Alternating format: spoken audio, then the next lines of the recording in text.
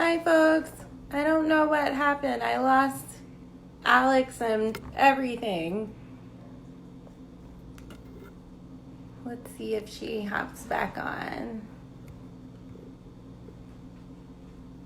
I don't know what happened, Alex.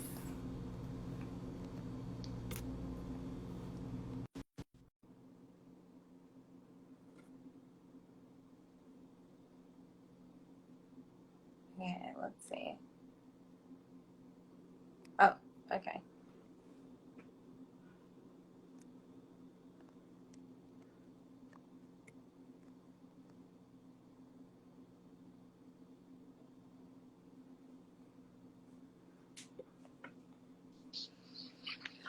I'm Hey back. there.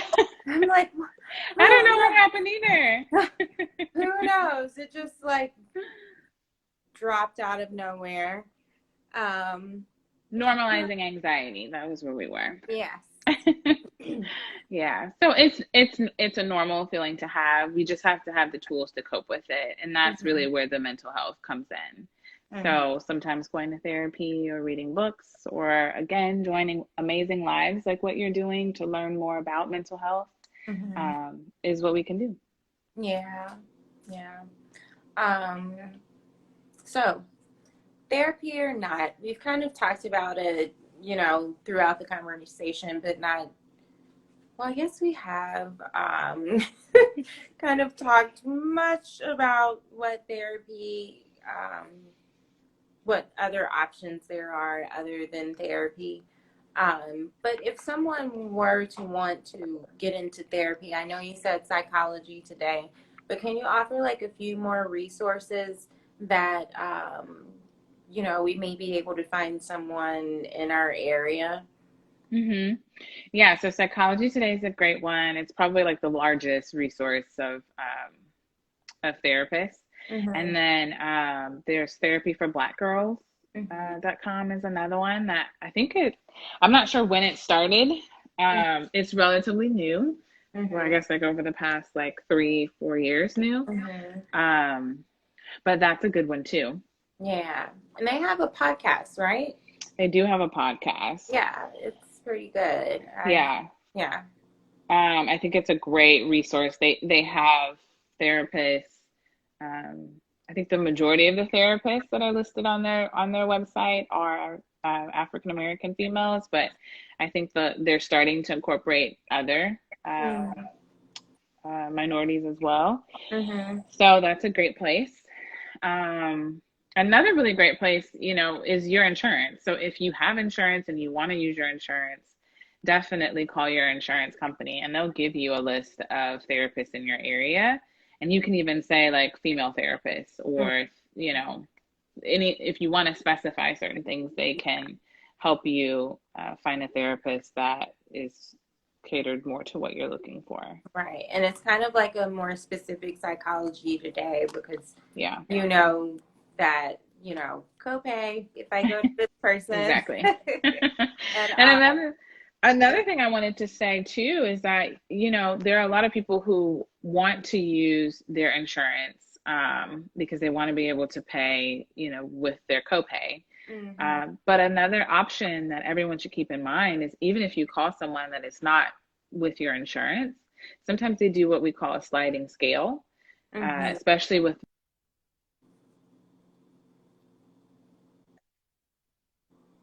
I think I froze, with yeah. what's going on right now with COVID-19 is that a lot of therapists are being flexible. Mhm, So a sliding scale is just essentially a lower fee.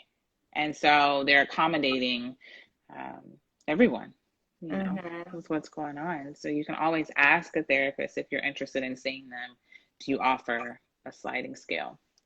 Yeah, I think that's, I'm glad that you mentioned that because as an artiste, I always get therapy on a sliding scale, um, and I think that it's so helpful that that does exist, because oftentimes therapy can get expensive. I think that's the reason for a long time that, it was thought that only white people got therapy. Mm-hmm. I think that was a big thing back in the 90s that like, oh, we don't do therapy because that's like a white thing, just like Mm-hmm. we don't go skiing or, something like Yeah. that. But, it is something that, is there for everyone, and you have a few different options and ways of getting to it. Mm-hmm. So, did we talk? Okay, this is what I wanted to ask you about anxiety and depression. Sorry, I have to go back. What do you think the similarities are between the two? I can't remember if we spoke specifically to that, Mm-hmm. but do you think there are similarities? And if so, how can they look the same? Mm-hmm. Well, sometimes one influences the other. So, for instance, if you have a high level of anxiety and it's impacting your ability to function or have healthy relationships, or your anxiety is making it difficult for you to perform at work, Mm-hmm. then that can kind of lead to depression, right? So Mm-hmm. you feel a level of like sadness because the anxiety is impacting you to a high extent. So sometimes it can kind of, you know, they can be intertwined a little Mm-hmm. bit, or kind of bleed into the other. Um, there are some similarities. One of them, and again, it does look different depending on the person, Mm-hmm. but one of them is sleep disturbance. So when we're anxious and we have a lot of like, some of us have a lot of thoughts, a lot of intrusive thoughts, and negative thoughts or worries um, about things. And so that can impact our ability to sleep. Mm-hmm. Um, so with depression, you also sometimes experience a difficulty sleeping, or it kind of on the other end looks like you are sleeping too much. Uh, So we yeah. talked about like that avoidance, Mm-hmm. right? Kind of isolation that happens sometimes with depression. That Mm-hmm. also can happen with anxiety, Okay. depending on the type of anxiety that you have or what your worries are about. Mm-hmm. If your worries are about, performance, whether it be like in a work setting or whether it be around people, right? So that Mm-hmm. social anxiety, then we may isolate. If we Mm-hmm. have anxiety about how other people view us or think about us, right? A lot of thoughts going Yeah. on, then we may avoid and isolate. So Yeah. sometimes those are two that are linked. So sleep disturbance, isolation. Mm-hmm. Sometimes it can impact our eating habits. Yeah. We may feel like a decreased sense of appetite Mm-hmm. because our mood is impacted. Anxiety sometimes shuts off. We go into this like fight or flight mode, so it shuts off our desire to feel hunger. And when Mm-hmm. we're depressed, we also kind of, it shuts down a little bit too. Right. So there are definitely some symptoms that may overlap. Mm-hmm. Okay. Yeah, I think that's really good to know. So I had another question, but I forgot it. Um, well, I don't know. Do you have anything else that you may want to share, or anything we didn't cover? hmm Um, I really think we covered a lot. I'm surprised at how much we covered. I guess when we started, we were just like talking, and then we eventually got Hmm. to like more specific on topic stuff. But I Yeah. think we covered a lot, and Yeah. I think it's great that you decided to cover this topic specifically, Hmm. Yeah. um, Well, thank you. because it's an important one, and it's one that again we don't talk about all the time. But with COVID-19, we're seeing an increase um, in depression and anxiety. And Hmm. so it's important that we are talking about it. Hmm. So if anyone is in LA or in the state of California, they can contact you. Which Hmm state of California? Yeah. Well, so right now we are doing virtual sessions. So if you are in the state of California, you can. Mhm. Um, Again, we only have offices in LA. Mhm. So whenever this is done, then we'll only be able to see you if you live in LA. But we are doing virtual therapy sessions. So you're more than welcome to reach out if you are in California in general. Awesome. And Mm-hmm. so when is your, what, one thing that everyone can do is join your sessions that you're doing right now online, right? Yes. So the best way to find out about those is our Instagram, which is Her Healing LA. So you can check that out. We also have on our website, it's herhealing.org. And so you can see the upcoming ones for the month. And once you join one, we have we like people to RSVP via Mhm. Eventbrite. And once you join, we have your email address, and then we can send you updates. So we send email updates every month about the sessions, the 2 sessions for the Okay, upcoming month. awesome. So it's the And best way. earlier you mentioned that you basically thrive off of your donations. So how can we donate to her healing? Yeah, so we have a donation tab on our website, which is the herhealing.org.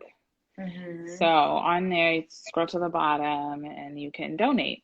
And we do appreciate all donations for our healing sessions. And it's really amazing because, initially our healing sessions were just for those in LA area. Mm-hmm. But, you know, with with COVID-19, we switched virtually, and so we've had people join that are outside of California, which is really awesome. Yeah, that's Um, really awesome. So yeah, if you're interested, we have 2 that are coming up. We have a yoga session, and then we also have a Ayurveda session. So she'll be talking about how the Ayurvedic practice, mm-hmm. which deals with our gut, our Mm-hmm. digestion, which is really connected to our mood. So how we can kind of stabilize that in terms of nutrition and the things that we eat. So both of those are coming up for the month of June. Awesome. I'm gonna have to check that out. I cannot repeat that because I've not heard that word yet, and I'm not gonna try to repeat it. But I know how to find you. I'll go to herhealing.org and check it out. Yeah. um, and then also I wanted to say that the Calm app. Let's Mm-hmm. say everybody just try the Calm app sometime this week. I'm all about I love Moby, and he has a whole album of ambient sounds. Mm-hmm. So I'm all about, just having a moment of quiet. And oh, you know what? Sorry. Before we go, because I'm kind of getting into meditation, Mm-hmm. what would you say the experience is with meditation? Because I think a lot of times people think like nothing's happening in your mind. It's just this open space and Mm-hmm. there's just this peace and calm, but it's not necessarily like that. We're gonna have thoughts. So just what is Mm-hmm. the experience of meditation? What should the expectation be? Because I know everybody's going to try the Calm app after this.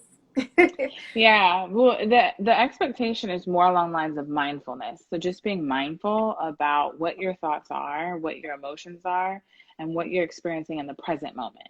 So Mhm, often we try and run from that, it's uncomfortable, it doesn't feel good, so we try and run or avoid. So the mhm, idea is that we're sitting and we're accepting. And if we can become at peace with what we're experiencing, then it almost just flows through us and out of us naturally mhm, without, us trying to hold on to pieces or avoid pieces. We just accept our full experience.